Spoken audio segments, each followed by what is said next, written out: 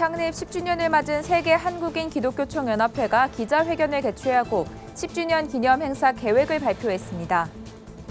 한국선교사 자녀교육개발원이 정체성의 혼란을 겪거나 타문화 생활로 힘들어하는 선교사 자녀들을 치유하는 MK 리더십 캠프를 개최했습니다.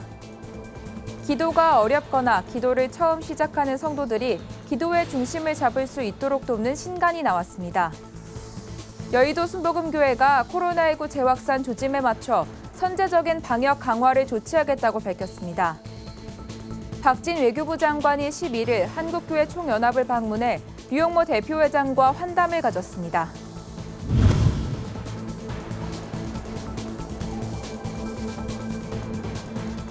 여러분 안녕하십니까? 구티비 뉴스입니다.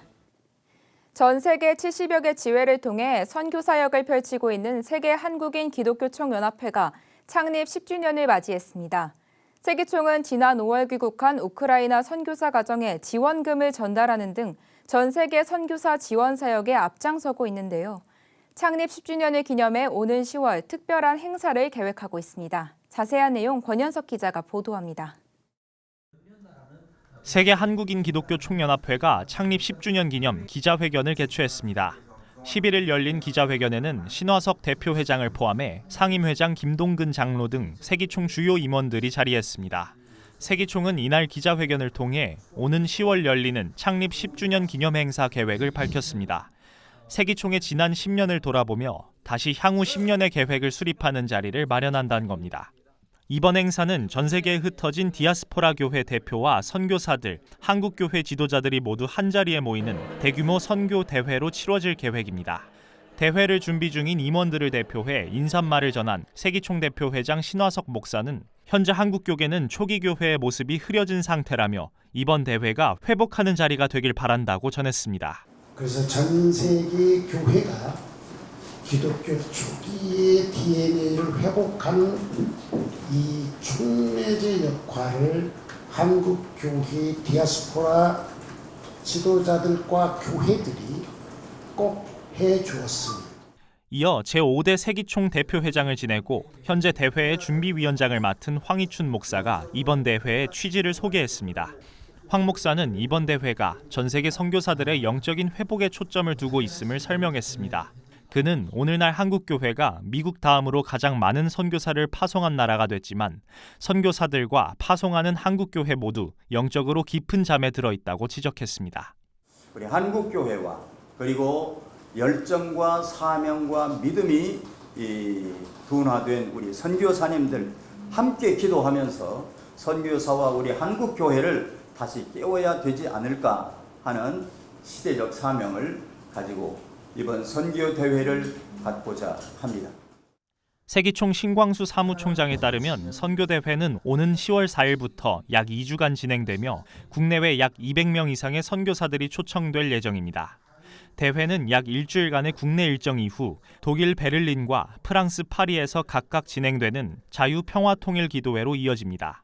한편 세기총은 이번 대회를 통해 현재 70여 개국에 설립된 선교지회를 100개국으로 늘려 한국인 디아스포라 네트워크를 확대하는 것을 목표로 설정했다고 밝혔습니다. 구티비 뉴스 권현석입니다. 아시아의 작은 나라, 선교의 대상이었던 우리나라가 이제는 세계 곳곳으로 선교사를 파송해 복음을 전하고 있습니다. 최근 한국교회는 선교사는 아니지만 복음 전파라는 사명을 위해 함께 헌신하는 이들, 바로 MK라 불리는 선교사 자녀들을 주목하고 있는데요. 한국선교사 자녀교육개발원이 MK들을 위로하기 위한 캠프를 마련했습니다. 현장에 정성관 기자가 다녀왔습니다. 우리나라는 전 세계에 대략 2만 7천여 명의 선교사가 파송돼 사역 중입니다. 하지만 생각지 못한 곳에 선교 사각지대가 있습니다. 바로 미셔너리 키즈의 약자로 선교사 자녀를 뜻하는 MK들입니다. 따뜻한 관심과 도움의 손길이 필요한 시기에 부모를 따라간 타지에서의 생활은 상당히 고되고 힘들기 때문입니다. 이런 선교사 자녀들을 위해 한국선교사자녀교육개발원은 MK 리더십 캠프를 개최했습니다. 자신의 의지와 상관없이 선교사인 부모에 이끌려 접하게 되는 다른 문화와 잦은 이주로 정체성의 혼란을 겪는 청소년들의 아픔을 위로하기 위한 자리입니다. 캠프에 참석한 MK들은 타지에서 선교사 자녀로 겪는 인종차별과 정체성에 대한 고민을 나눌 수 있는 기회가 생길 수 있어 기대감을 나타냈습니다. 선생님들하고 이야기가 많이 됐고 그리고 다른 사람들의 경험도 많이 배우게 돼서 좋았어요. 사실 올 때마다 예수님과 소통하는 시간이 많은 것 같아요. 좀 더 가까워지고 성경대에서 배우는 점도 많아지고. 2019년에 처음으로 참석을 했는데 이제 그때 새로운 친구들 많이 만나고 그런 거에 이제 되게 감동을 많이 받고 또 되게 은혜로운 시간들이 많아가지고 다시 한번 참석을 하게 되도록 결심했습니다. 같은 MK들끼리 공통점을 갖고 이제 서로를 만나면서 교제를 한다는 게 24년 동안 이어온 MK 리더십 캠프는 지금까지 102개국 2,500여 명의 MK들이 참석했으며 코로나 상황 중에도 멈추지 않고 캠프를 열어왔습니다. 이번 캠프는 끝나지 않은 코로나 상황 속에 29개국에서 중등부와 고등부 각각 30명씩 참석한 가운데 진행됐습니다. 개발원 측은 선교사 자녀이기에 누리게 될 특별한 은혜와 선물을 발견하는 시간이 되길 바란다고 전했습니다. 이 캠프를 통해서 내가 하나님의 자녀라는 사실, 그리고 한국인으로서의 굉장한 긍지를 느낄 수 있는 다양한 프로그램을 짧은 기간에 압축적으로 진행하죠. 이번 기회를 통해서 인격적으로 예수님을 만났고 그래서 하나님이 주신 꿈을 찾을 수 있었다. 캠프는 5박 6일간 자신과 비슷한 배경을 가진 MK들과 찬양하고 말씀을 들으며 교제하는 시간을 갖게 됩니다. 김백석 원장은 두렵고 외로워 때론 하나님도 부모님도 원망했을 MK들에게 치유와 회복의 시간이 되길 기대한다고 전했습니다. 구TV 뉴스 정성광입니다. 긴 시간 동안 코로나19를 겪으며 또 마음의 상처를 받으며 한 번쯤은 신앙의 침체를 경험한 분들 있으실 겁니다. 절망과 우울 속 기도를 잃어버린 사람들에게 신앙의 방향을 제시해줄 신간이 나와 소개해드립니다. 장정훈 기자의 보도입니다.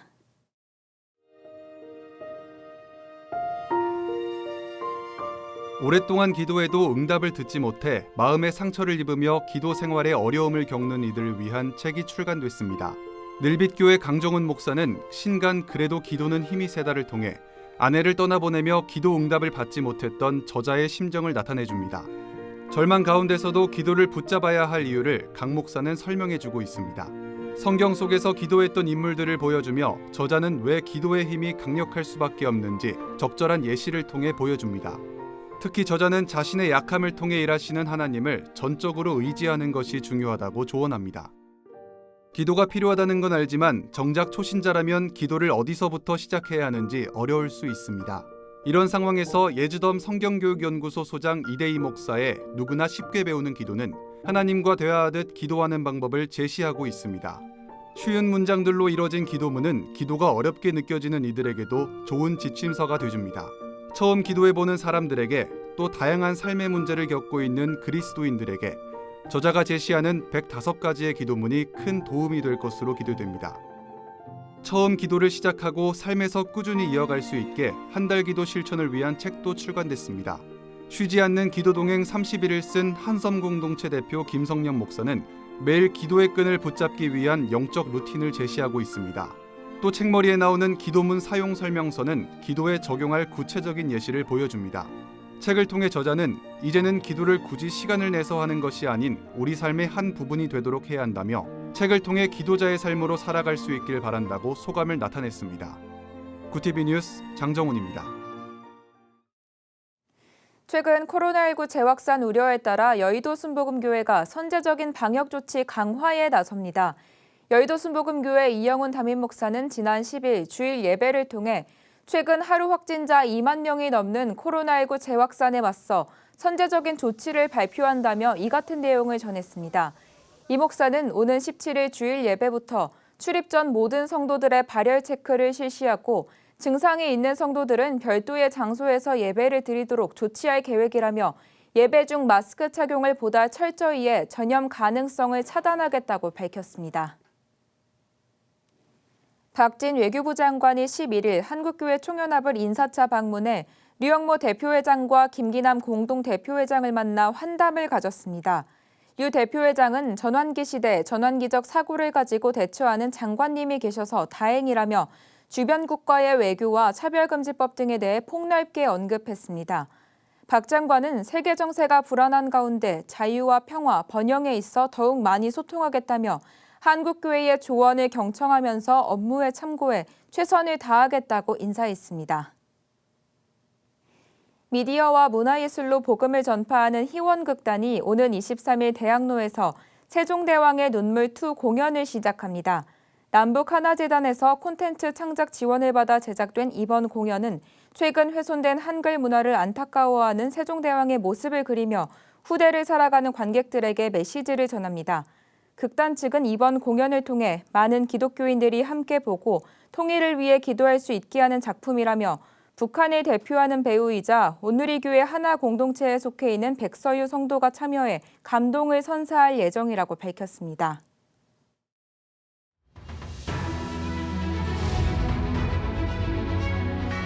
오늘의 이슈 포커스입니다.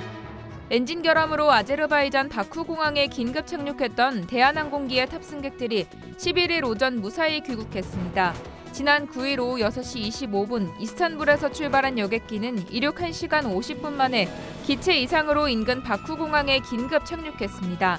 다행히 다친 사람은 없었지만 엔진 이상 상태에서 2시간가량 비행이 이어지면서 승객들은 불안에 떨어야 했습니다. 국토교통부와 대한항공은 여객기 엔진을 현지에서 살펴보면서 사고 원인을 조사할 계획입니다.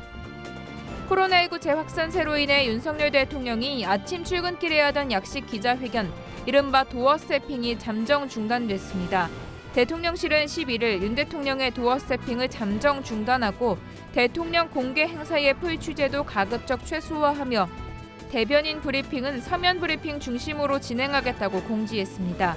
대통령실은 사무 공간이 매우 밀집해 있는 데다 대통령 집무실과 기자실이 분리돼 있지 않다며 그만큼 감염병 확산에 취약한 점을 감안해 기자 여러분들의 양해를 부탁드린다고 밝혔습니다. 정부가 11일부터 코로나19 격리자에 대해 주던 생활지원금을 소득 하위 절반에만 지급합니다. 정부는 이날 이번 격리 통제를 받는 확진자부터 가구당 소득이 중위소득 이하인 경우만 생활지원금을 지급하기로 했습니다. 중위소득이란 국내 가구를 소득순으로 줄 세웠을 때 정확히 중간에 있는 가구의 소득을 말합니다. 액수는 종전과 같이 1인 가구 10만 원, 2인 이상 가구에는 15만 원이 지급됩니다. 올해 들어 우리나라의 친환경차 수출 비중이 금액 기준으로 처음 30%를 돌파했습니다. 11일 한국무역협회에 따르면 올해 1월에서 5월 자동차 수출 금액은 약 26조 5,889억 원으로 이 가운데 친환경차 비중은 30.3%로 집계됐습니다. 이는 전 세계적인 탄소 중립 트렌드 속에서 친환경차 수요가 갈수록 커지는 데다 현대차 아이오닉5, 기아 EV6 등 순수 전기차가 본격적으로 세계 최대 자동차 시장인 미국에서 판매되기 시작한 시점과 맞물린 덕분으로 풀이됩니다. 이슈 포커스였습니다.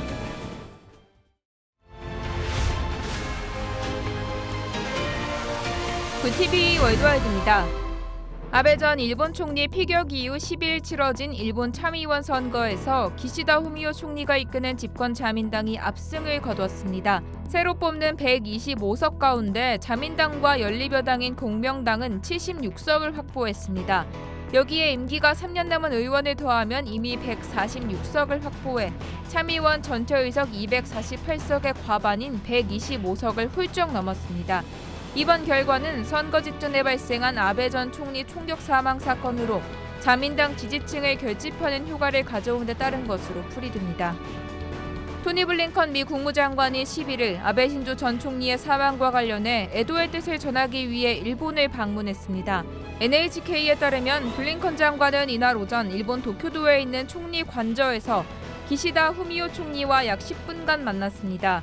블링컨 장관은 미국 정부를 대표해 애도의 뜻을 전했습니다. 블링컨 장관은 또 면담 후 아베 전 총리의 유족에게 전달할 바이든 대통령의 편지도 갖고 왔다고 밝혔습니다. 기시다 총리는 바이든 미국 대통령의 위로 전화를 비롯한 미국 측의 따뜻한 마음에 깊이 감사한다고 밝혔습니다. 최악의 경제난으로 성난 민심에 스리랑카 대통령과 총리가 사임을 선언한 가운데 스리랑카 야권이 새 정부 구성 논의에 나섰습니다. 스리랑카에선 대통령이 임기 종료 전 사임하면 의회에서 대통령을 선출하는 특수 절차를 거칩니다. 하지만 오랜 기간 스리랑카를 통치해온 라자팍사 가문을 대신할 강력한 지도자가 없어 차기 권력이 현재로선 오리무중입니다. 내각 구성과 대통령, 총리 선출에 혼란이 있을 것으로 예상되는 가운데 투쟁 과정에서 이해관계로 분열될 가능성도 나오고 있습니다. 테슬라 최고 경영자 일론 머스크가 트위터 인수계약 파기를 선언한 것을 두고 트위터가 소송을 담당할 변호인단을 꾸렸습니다. 트위터는 머스크에게 우리 돈 약 57조 원 규모의 인수계약 이행을 강제하기 위한 소송을 진행하기 위해 기업 합병법 전문 대형 로펌 로즈앤캐츠 등을 고용했습니다. 머스크는 트위터가 가짜 계정 현황을 정확히 입증하지 못했고 이와 관련 핵심 정보를 제공하지 않았다고 주장하고 있습니다. 인수 계약에 따르면 계약을 파기하는 측은 우리 돈 1조 3천억 원의 위약금을 내야 하는데 트위터가 승소한다 해도 실제 계약이 이행될지 안갯속이란 지적이 나옵니다. 월드와이드였습니다.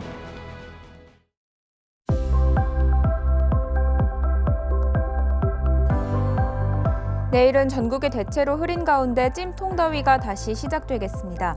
충남과 남부 곳곳엔 소나기가 지나겠습니다. 밤에는 최저기온이 25도 안팎을 보이며 열대야가 나타나겠습니다. 무더위에 지치지 않도록 건강관리 잘해주시기 바랍니다. 이어서 전국 날씨입니다. 내일 한낮 최고기온은 서울 31도, 강릉 26도가 예상됩니다. 남부지방은 부산 29도, 광주와 제주가 32도를 보이겠습니다. 내일이었습니다. 대부분의 선교사 자녀들은 어린 시절 이방인으로서 타 문화권에서 생활하게 됩니다. 이들이 겪는 정체성의 혼란, 교육과 진로 문제 등은 청소년 시기를 결정하는 중요한 요인으로 작용할 가능성이 큰데요. 선교사 자녀에 대한 전문적 이해와 전폭적인 지원이 필요한 이유입니다. 복음 전파도 중요하지만 선교사 가족들을 향한 지속적이고 전문적인 돌봄도 필요해 보입니다. 이상으로 뉴스를 마칩니다. 오늘도 함께해 주신 여러분 고맙습니다.